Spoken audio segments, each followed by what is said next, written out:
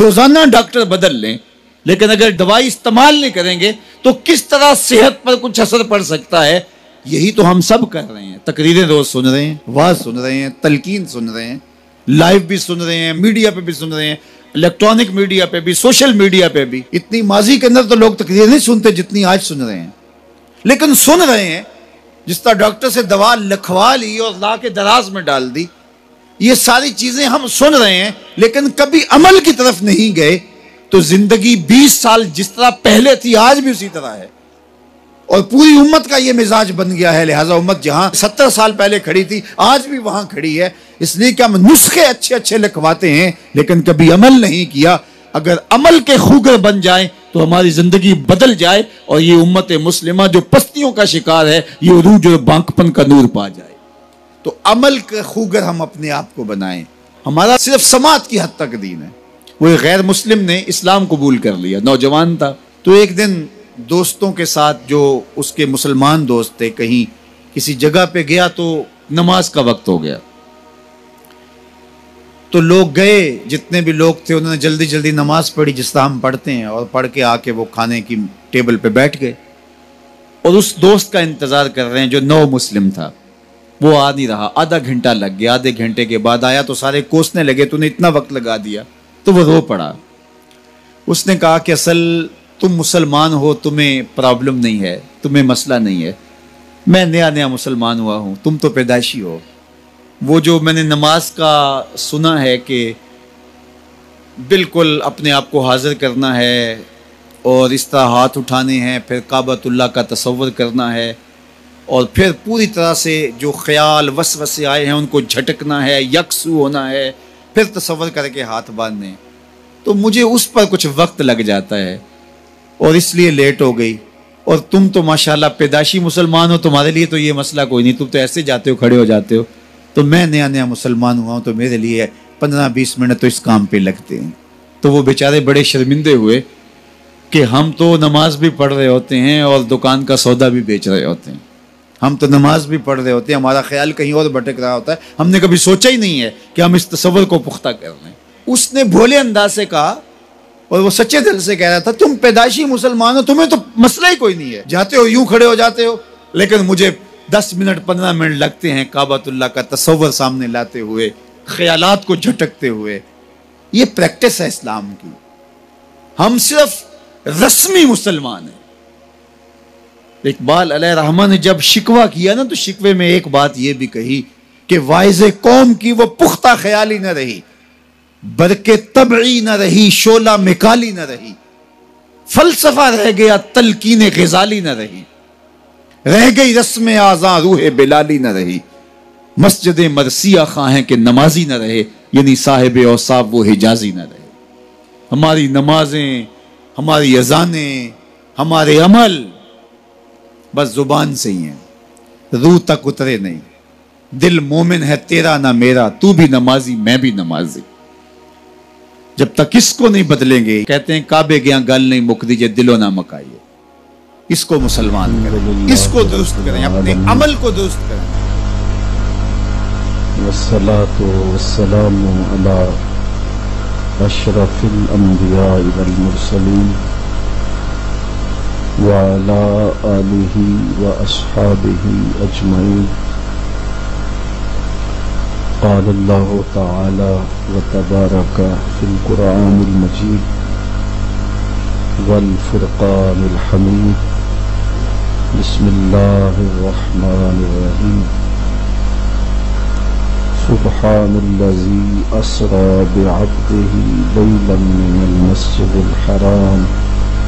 من المسجد الحرام الى المسجد الاقصى الذي باركنا حوله لنريه من آياتنا إنه هو السميع البصير۔ صدق الله مولانا العظيم وصدق رسوله النبي الكريم الرؤوف الرحيم۔ اللهم نور قلوبنا بالقرآن وزين أخلاقنا بالقرآن وأدخلنا الجنة بالقرآن ونجنا من النار قال اللہ تعالی وتبارک فی شان حبیبہ مخبرا وآمرا ان اللہ وملائکتہ یصلون علی النبی یا ایھا الذین آمنوا صلوا علیہ وسلموا تسلیما.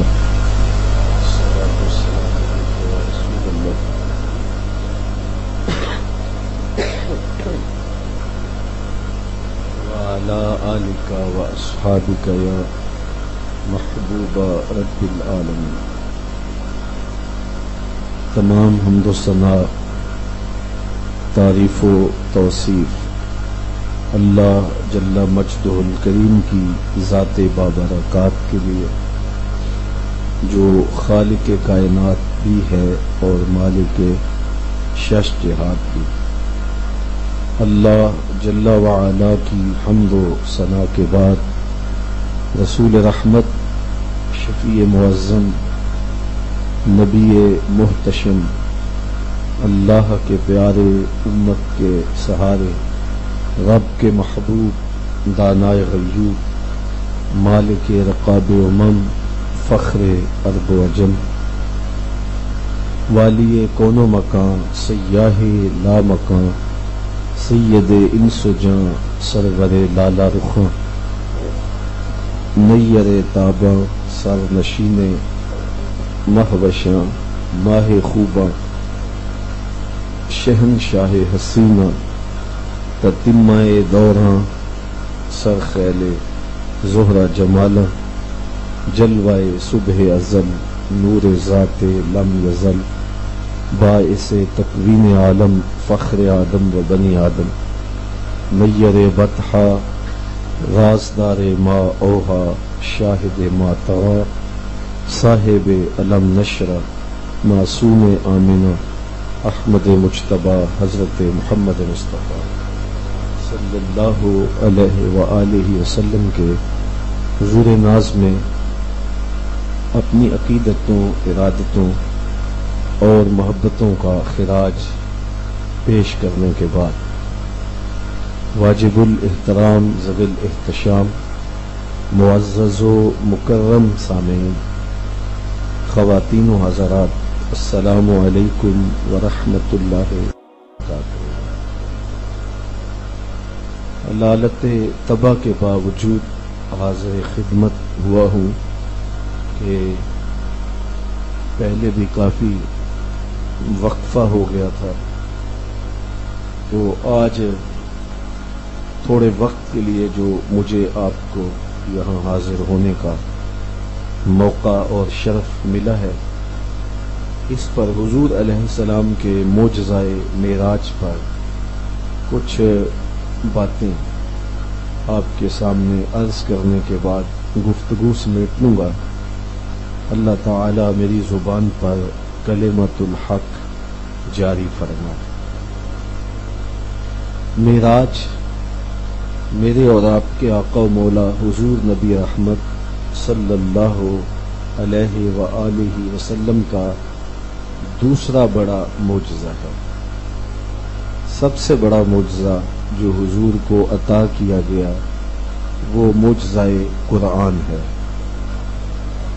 معجزہ ایسے خرق عادت امر کو کہتے ہیں جو عقل انسانی کو عاجز کر دے اور اس کی نظیر لانا ممکن نہ ہو.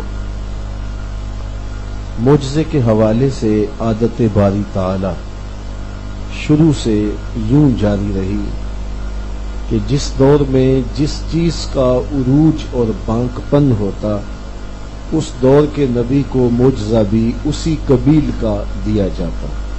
مثال کے طور پہ جب حضرت داؤد علیہ السلام کا زمانہ آیا تو یہ لوہے کے فن کا عروج تھا.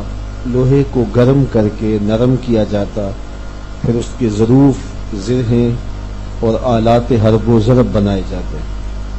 کیونکہ لوہے کی صنعت عروج پر تھی تو حضرت داؤد علیہ السلام کو اللہ جل شانہ نے یہ معجزہ دیا کہ وہ لوہے کو ہاتھ میں لیتے تھے، موم کی طرح نرم ہو جاتا تھا.